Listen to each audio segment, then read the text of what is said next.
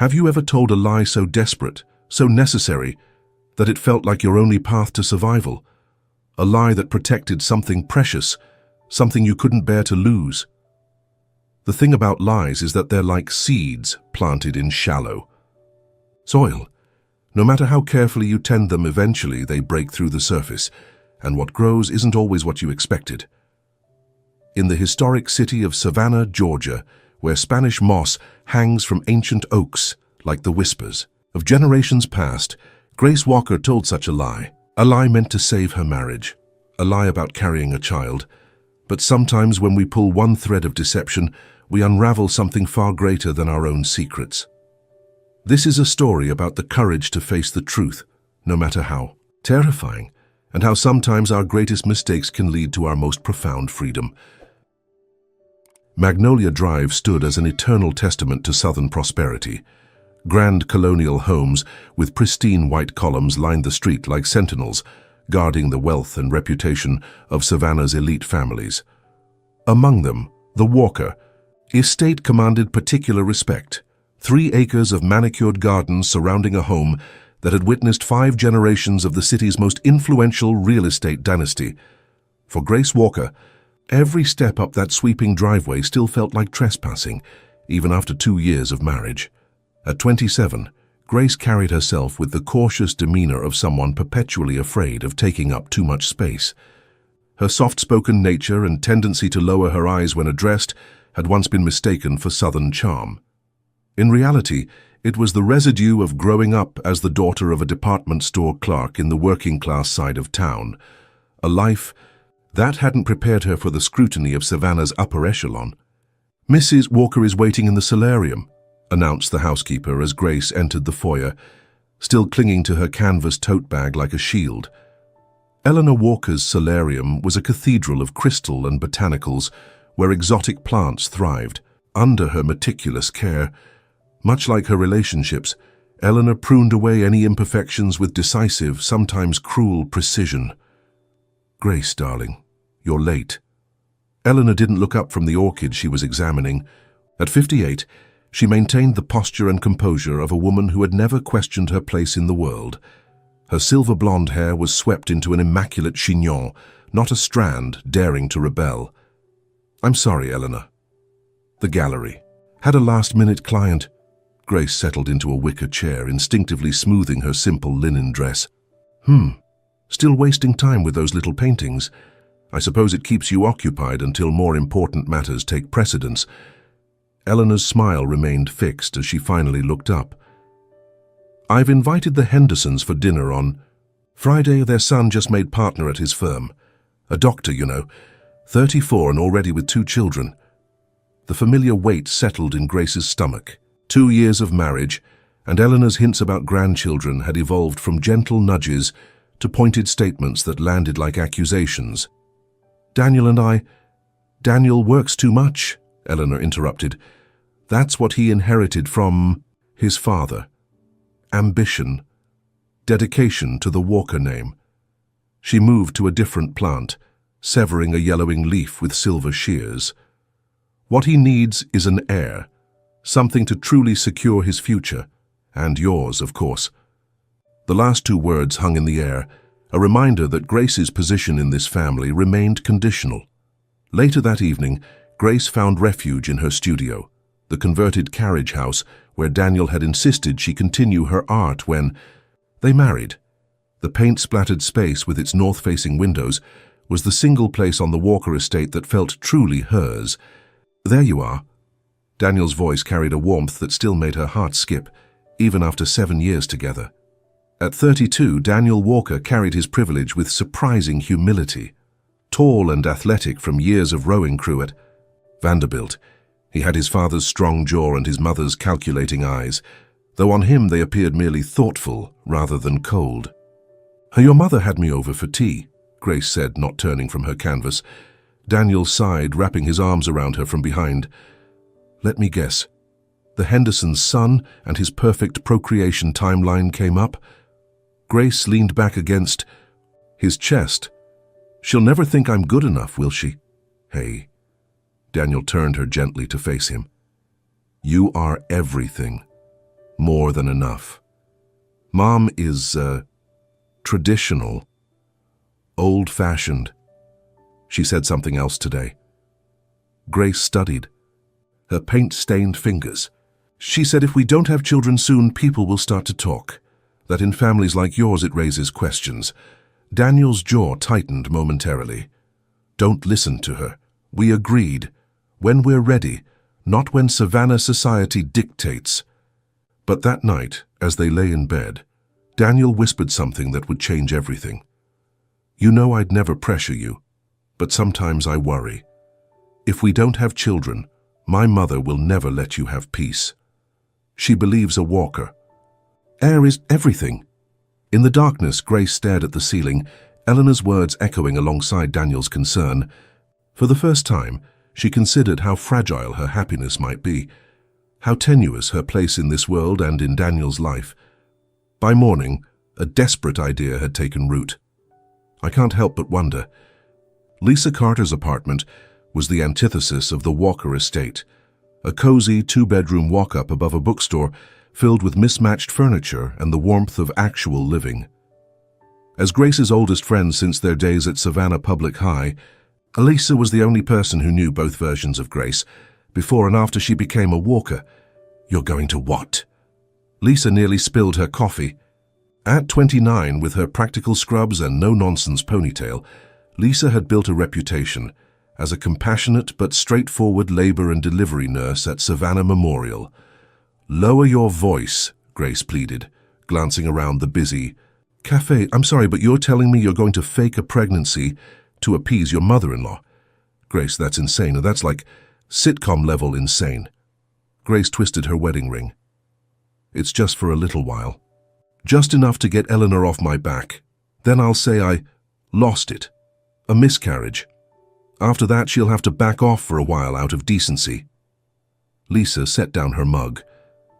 This is because of what Daniel said, isn't it? About his mother. Never giving you peace? You don't understand what it's like, Grace whispered. Every dinner, every family gathering, every phone call, there's this expectation. Eleanor introduces me to everyone as our Daniel's wife, like my only identity is as a potential incubator for the next Walker heir. Have you talked to Daniel about how you feel? He tries to shield me, but he's torn. The Walker business, the family name, it all means so much to him. Grace looked up, her eyes pleading. I just need time, Lisa. Time to figure out how to be strong enough to stand up to Eleanor, or to be the person they need me to be. And you think lying is the solution? Lisa's voice was gentle now, concerned rather than judgmental. I think survival sometimes requires deception. Grace's voice grew stronger. And as a nurse, you could help me.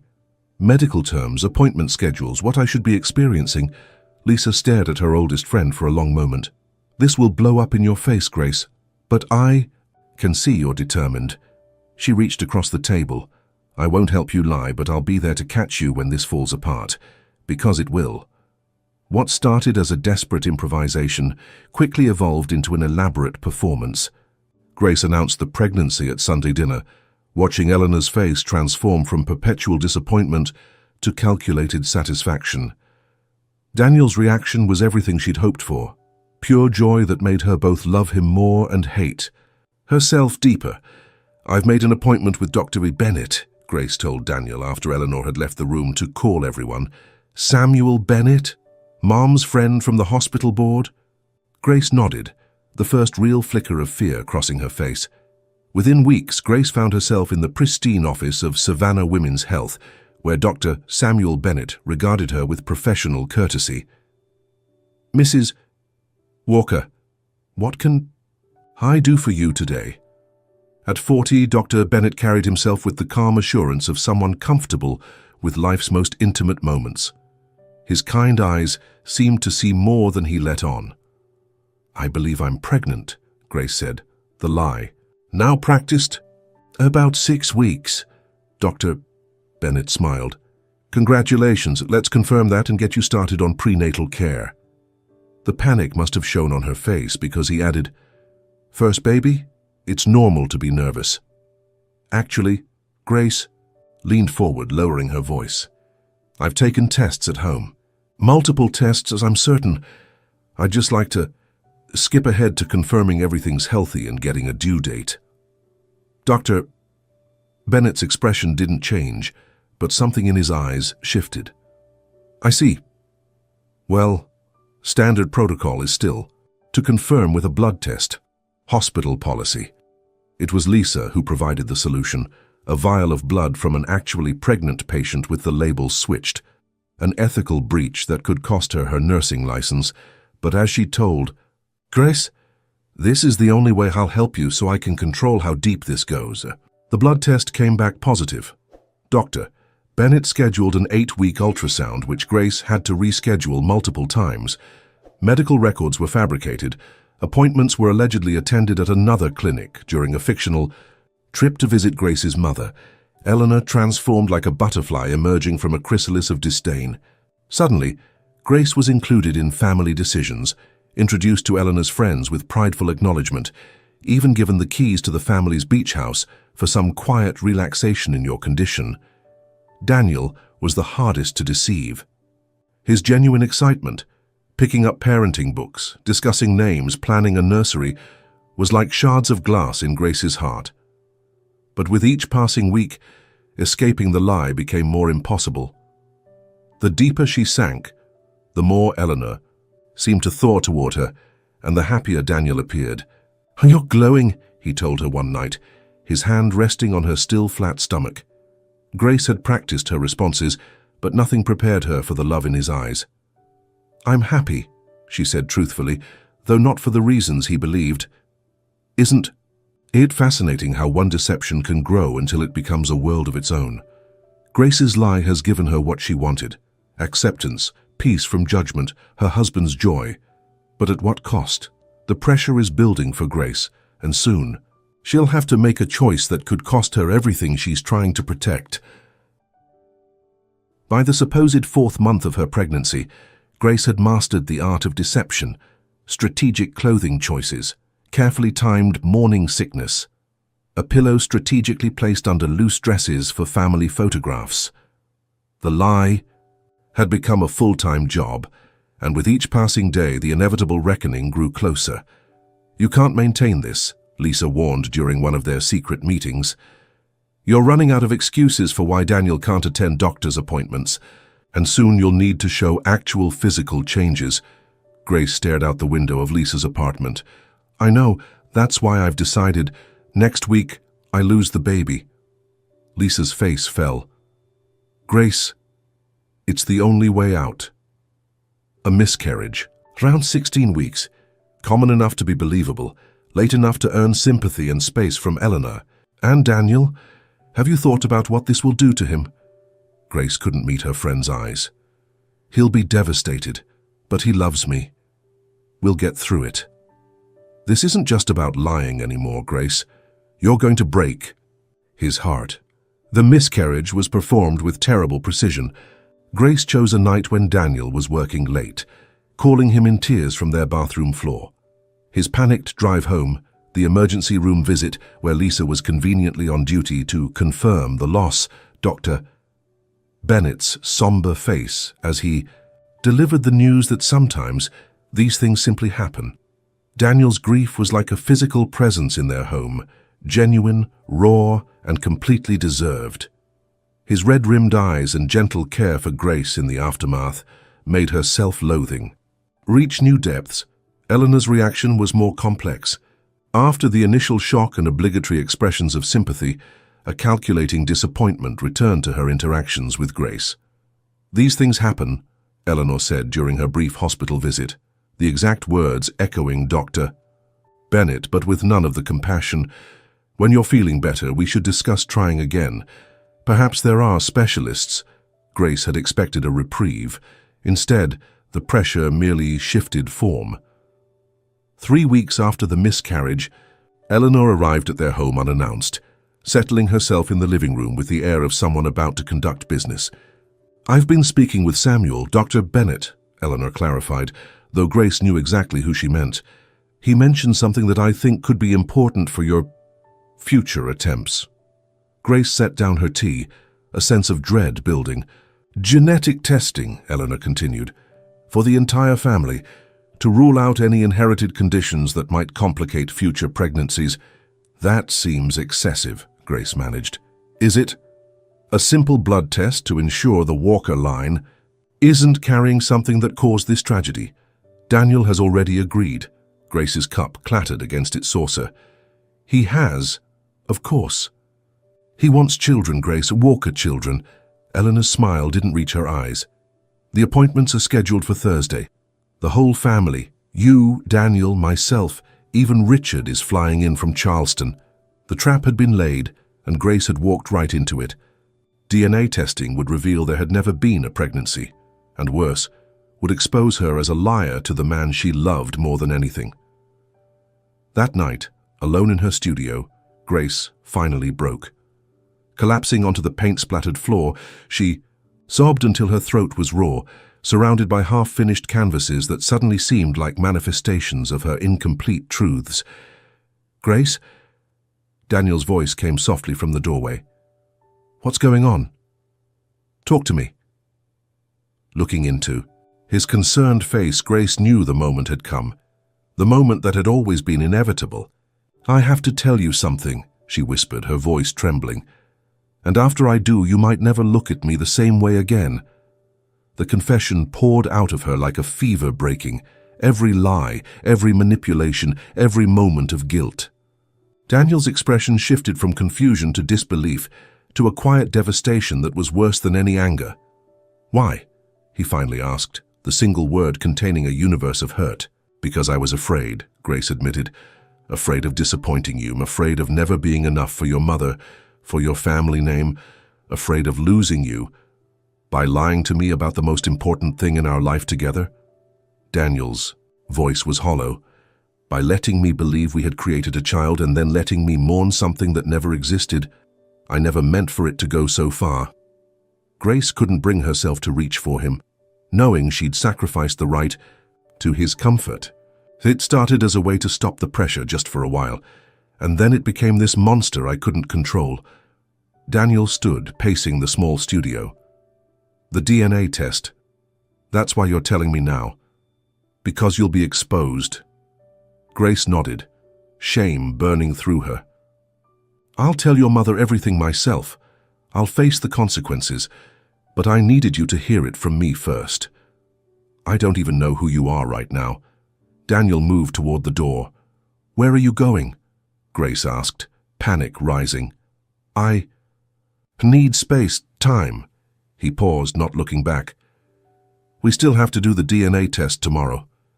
Mother has made it a family mandate. We'll deal with everything else after." The door closed behind him, and Grace was left alone with the ruins of her deception. The Walker family gathered in the private conference room of Savannah Medical Center's East Wing, a privilege of Eleanor's hospital board connections. The tension was palpable, thickening the air until it felt difficult to breathe. Grace sat apart from Daniel, the gulf between them now physical as well as emotional. Eleanor surveyed the room with regal posture. Richard Walker, Daniel's father, looked bored and checked his watch repeatedly, and Dr. Bennett moved with the careful precision of someone handling explosives. "The results are comprehensive," Dr. Bennett explained, passing folders to each family member. "We've examined markers for common genetic disorders, hereditary conditions, and, of course, basic genetic compatibility." Grace stared at her closed folder, knowing it contained scientific proof of her betrayal. Daniel hadn't spoken to her since their confrontation, spending the night elsewhere, perhaps at his parents' estate. "Well?" Eleanor prompted. "Is there anything concerning the Walker bloodline that we should address?" Dr. Bennett's professional demeanor flickered momentarily. "Perhaps we should discuss these results privately, family by family." "Nonsense!" Eleanor waved dismissively. "We are all Walkers here, or married to one," she added with a pointed glance at Grace. "Very well." Dr. Bennett cleared his throat. "There are no concerning genetic markers for hereditary diseases. However, there is another matter that the tests revealed." Grace braced herself, eyes fixed on her hands. There appears to be a genetic incompatibility in the family structure. Dr. Bennett chose his words with extreme care. The tests indicate that Daniel does not share the expected genetic markers with either Eleanor or Richard. The silence that followed was absolute. What exactly are you implying? Eleanor's voice had dropped to a dangerous whisper. I'm not implying anything, Mrs. Walker. I'm stating a medical fact. Daniel is not biologically related to either you or Mr. Walker. Daniel's folder fell from his hands. That's not possible. There must be a mistake, Richard interjected, suddenly alert. Run the tests again. Dr. Bennett remained calm. We've verified the results 3 times, as is protocol for findings of this nature. There is no mistake. Eleanor stood. Abruptly, her chair scraping against the floor. This is absurd. These tests were meant to help Grace, not to manufacture ridiculous claims about my son. Mom? Daniel's voice had transformed, carrying a vulnerability Grace had never heard before. Eleanor didn't look at him. I want these records destroyed, all of them. This conversation never happened. I'm afraid that's not possible, Doctor, Bennett said quietly. These results are now part of Daniel's medical history. Do you know who we are in this community? Eleanor hissed. What the Walker name means, I do. Dr. Bennett met her gaze unflinchingly. Which is why I took the liberty of pulling some additional records before this meeting. From his briefcase, he withdrew a faded manila folder. Hospital archives from 32 years ago, a private adoption, facilitated through this very hospital. The birth mother was a young woman named Catherine Davies, who worked as a housekeeper for the Walker family. Richard's face drained of color. You knew? Eleanor turned to her husband, fury and betrayal contorting her features. Eleanor, we should discuss this privately. She was your mistress. Eleanor's composed facade shattered completely. All these years, you brought your illegitimate son into our home, made me raise him as my own? No, Richard said firmly. That's not what happened. Dr. Bennett intervened. The birth certificate lists the father as unknown. Mrs. Walker. Grace looked at Daniel, who sat frozen, his world disintegrating around him. Then how? Daniel began. Doctor. Bennett glanced at Eleanor, whose rage had transformed into something colder, more contained. Perhaps Mrs. Walker would like to explain. All eyes turned to Eleanor, who had regained her regal posture, though her hands trembled slightly. You weren't supposed to know, she said finally, addressing Daniel directly. No one was ever supposed to know. Know what? Daniel's voice cracked. That you were chosen. Selected. Eleanor's chin lifted. The Davies girl worked in our home. When she became pregnant, she was indiscreet about the child's parentage, claimed it belonged to a prominent family in Savannah. Not ours, she added quickly with a glance at Richard, but the scandal would have touched all of us. So you, what? Took her baby? Grace found her voice at last. I gave him opportunity, Eleanor snapped. A name, a position, everything. You bought me, Daniel said flatly. To protect your social standing. I made you a Walker. Eleanor's control slipped again. I gave you everything and demanded everything in return, Grace said, quietly. Absolute loyalty, conformity, heirs to continue a bloodline that was never real to begin with. Eleanor turned on Grace with renewed fury. This is all your fault. Your fake pregnancy, your lies, you've destroyed everything. A bitter laugh escaped Daniel. That's rich, Mother. Condemning Grace for her deception while you've lied. To me, my entire life, it's not the same, Eleanor insisted. I did it to protect you, to give you a future. You did it to protect yourself, Daniel corrected. Your reputation, your standing in Savannah society. Dr. Bennett gathered his papers. I believe this family needs privacy to process these revelations. My office will be available if any of you need medical support or counseling. As he left, silence descended once more on the shattered family. I want to know about my birth mother, Daniel said finally. Catherine Davies. Everything. She was nothing, Eleanor hissed. A maid with loose morals who would have raised you in poverty. She was my mother, Daniel countered, and you kept me from her. She didn't want you. She was grateful for the arrangement, a fresh start, money to begin again somewhere else. "Where is she now?" Daniel demanded. Eleanor looked away, and "I have no idea. The agreement was that she would never contact you." Grace watched as Daniel absorbed this final blow. Then, surprising everyone, he turned to her. "You lied." "About a pregnancy to please my mother," he said, his voice steady. "To meet the expectations of a family that was built on an even bigger lie." A sad smile touched his lips. "At least your deception came from love, twisted as the execution was." "Daniel," Grace began, tears flowing freely now. He shook his head. "I'm not saying what you did was right. It wasn't. But sitting here watching the woman who raised me defend 32 years of lies while condemning you for 4 months of the same, it puts things in perspective." Eleanor gathered her purse, her movements sharp and defensive. "When you've both finished with this melodrama, we need to discuss how to handle this privately." "The Walker name isn't mine," Daniel interrupted. "Never was. And I'm starting to think that might be a blessing." He stood, offering his hand to Grace. "Let's go home. We have a lot to talk about, but not here. Not with her." Grace hesitated, then took his hand, feeling its warmth for the first time in days. As they left the conference room, Eleanor called after them. "This doesn't change anything, Daniel. You're still a Walker in the eyes of the world. You still have responsibilities to this family." Daniel paused in the doorway, turning back to the woman who had raised him. "The only responsibility I have now is to the truth. Something this family has avoided for too long."